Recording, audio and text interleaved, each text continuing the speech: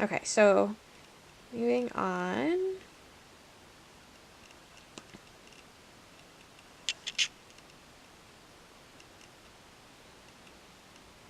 So this is the website.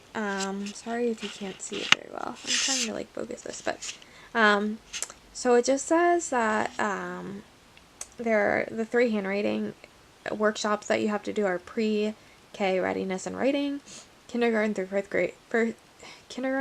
grade, and the handwriting assessment. And essentially, it just has more information on the sides here, and then they actually have a find a writing specialist on the side so that you can find one in your area if you're a parent that wants one for your child. So yeah, that's the Handwriting Without Tears certification website. It's pretty self-explanatory. So yeah. Okay, so the products.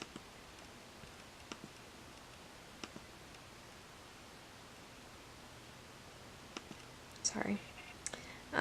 Our Kickstart Kindergarten Pre-K materials, K through 5 handwriting and writing skills, K through 5 keyboarding. I probably should have kept that open. And then I'm gonna go back on the website to show you guys these. Sorry, bear with me. There's a lot of stuff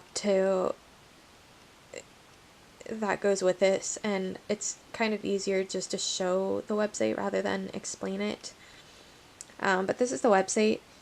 It's called Learning Without Tears. And then this just shows you right here are the different types of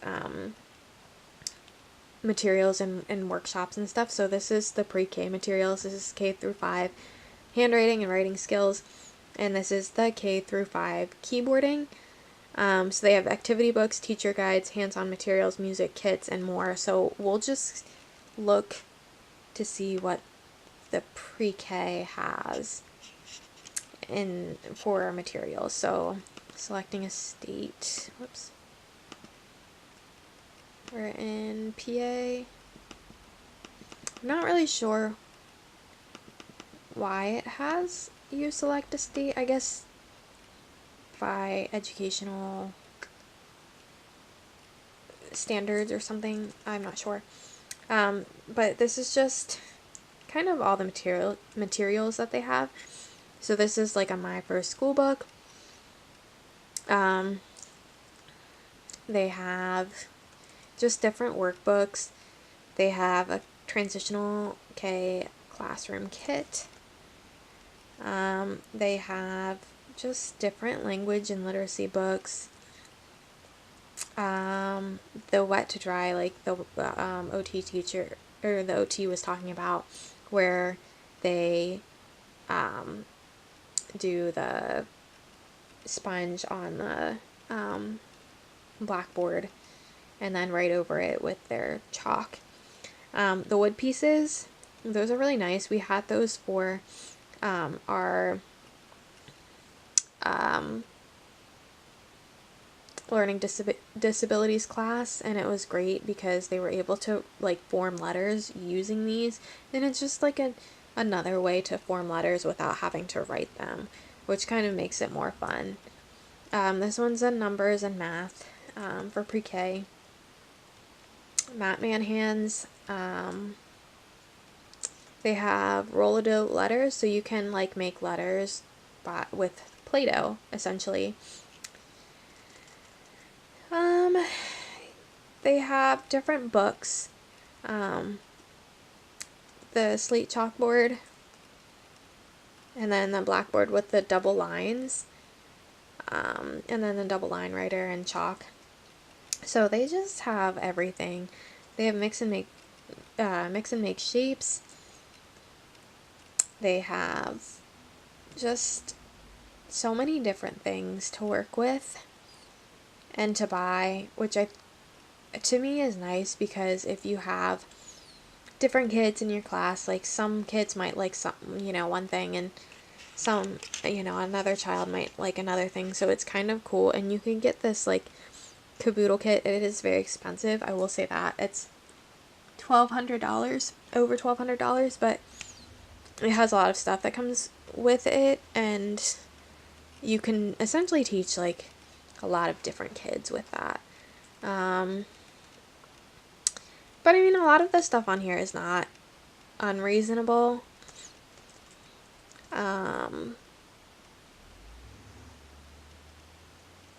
Yeah, they even have things in Spanish, like this, and this, little books in Spanish. So yeah, they have a lot of stuff.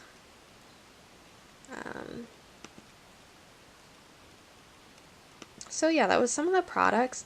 Moving on to the grade levels. So for grade levels, like I said, it's pre-K, kindergarten, first grade, second grade, third grade, fourth grade, and fifth grade. So I'm just going to take a look at kind of what the curriculum looks like. For fifth grade, they're doing cursive, so they have like activity workbooks that they can do to help them learn cursive. And there's just, as you see, he's using the paper with the double lines to write cursive. So, excuse me, I'll just go to another grade level to show you guys. So this is the second grade one, so they're really just learning how to write and how to form words, so they use the chalkboards. And yeah, and the workbooks. And this just kind of gives you an overview of like what they do and what they use, or what they recommend you using for second grade. So that is the grade levels. And then I just had a few reviews that I wanted to read on the program, just because I think it is important to find out what other people say before you jump into anything. There were good and bad reviews. Thankfully the good reviews outweighed the bad, but I am going to read one of the bad, or one of them, not, I shouldn't say bad because it wasn't all bad, but a bad review from an OT.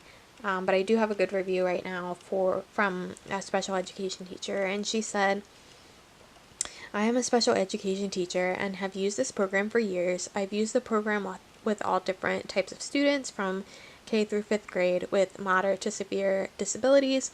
It is an excellent program and I've been very happy with it. I've found I do have to pick and choose which students would benefit from it. A 5th grader with mild to moderate disability might find it childish or boring, but really you just have to use your common sense with the program. Obviously, I'm not going to pull out a silly little puppet for a 5th grader. He'll look at me like I'm crazy, but younger kids just eat it all up. It really depends on the level of the student. I also love that you can easily modify the program for your different levels of students. Students can be working on the same program, but using different workbooks depending on their level. I should note here that I haven't ever done the cursive program, so I don't know what that's like." And then she ends with just saying that she highly recommends it, and then she thinks the chalkboards are really awesome. So that was really good to read. But like I said, the next one is kind of a bad review from an OT, which is a little bit disappointing because an OT made this program, so it's a little bit disappointing to read, but I'll read it to you guys. It says, "As an occupational therapist, I find that handwriting without tears has good methods of teaching kinesthetically. However, teaching students to learn their names all in uppercase letters is extremely counterproductive. Why teach in uppercase when no one writes their name that way in real life? And why teach one way and then turn around and teach their name in another format. Silly. Learning lowercase letters is far more important than learning uppercase, as most of that print people come across with is in lowercase. The problem with a program like HWT is that it strictly promotes buying all their products, so the consumer is stuck with all these gimmicks. I work at one school that has just bought into this program, and now they are unable to see outside the box and do not modify learning experience to make them unique for each individual. HWT is an assembly line approach that makes users assume that this is the only way to teach handwriting. Any really good OT will never totally buy into one program, as it is too restrictive. Instead, your best OTs will pick and choose from parts of different programs to find the best match for their students.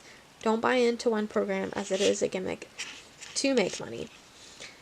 So that was a little disappointing to read, but at the same time, I do see her point. I think as OTs we do have to be creative, but I don't think that there's anything wrong with using the program. I think that there's definitely some things in there that, like I said, each child is different, and so I think that finding different materials that they, like one child might like to use the Play-Doh board that they have there, while another child might like to use the chalkboard or the workbook, but I definitely think that there's enough. The issue, I think, for me is that it's expensive. It's $1,200 for all that stuff, and if you have 30 kids in your classroom, then you're going to want to get the bundle kit, which, like I said, is $1,200, and it is very expensive. But if you're an OT and you're only working with one child, they can kind of pick out what they like and what they don't like, and